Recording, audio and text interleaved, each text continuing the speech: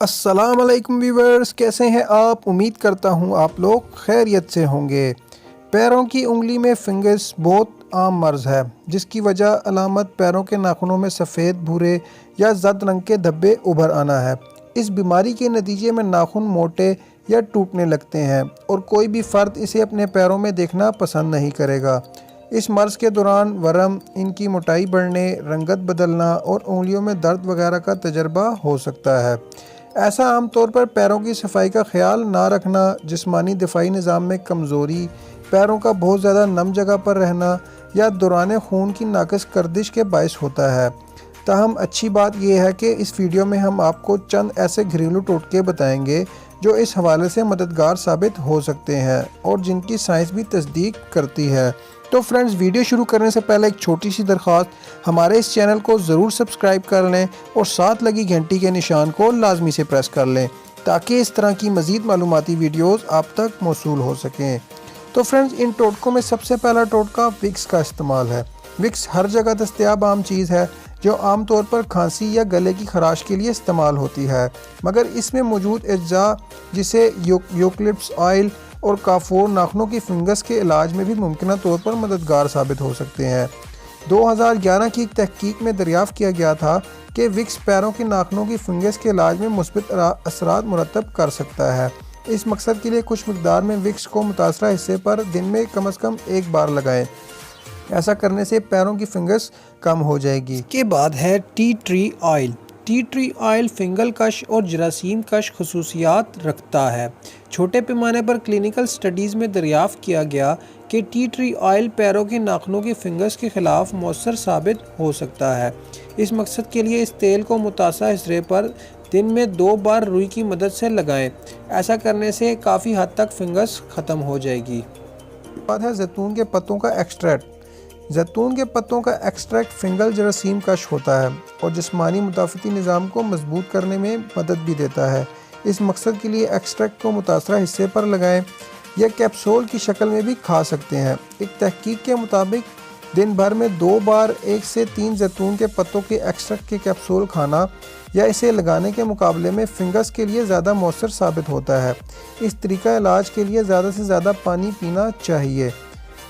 इसके बाद है सिरके को आजमाना।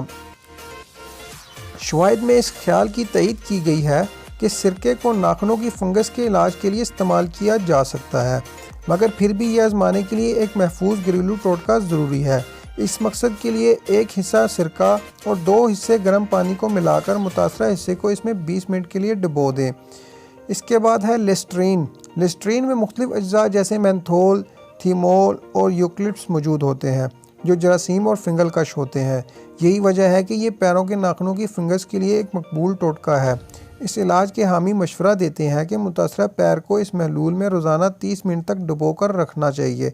ऐसा करने से पैरों की फंगस धीरे धीरे कम होने लगती है। लहसुन का इस्तेमाल।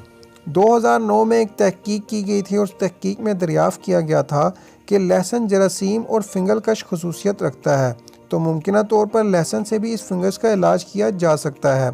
इस मकसद के लिए रोज़ाना मुतासरा हिस्से पर कटी हुई या पिसी हुई लहसुन को लगाकर 30 मिनट के लिए छोड़ दें, मगर पैरों को बू से बचाने के लिए ज़्यादा बेहतर ये है कि लहसुन के कैप्सूल का इस्तेमाल करें।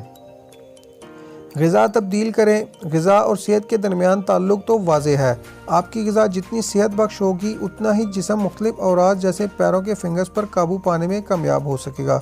इस मकसद के लिए प्रोबायोटिक्स वाला दही, नाखूनों की नशोनुमा के लिए प्रोटीन का ज़्यादा इस्तेमाल, नाखून को भुरभुरेपन से बचाने के लिए आयरन का ज़्यादा इस्तेमाल, फैटी एसिड से भरपूर ग़िज़ा, कैल्शियम और विटामिन डी से भरपूर ग़िज़ा वगैरह नाखूनों की सेहत के लिए फ़ायदेमंद साबित हो सकती हैं।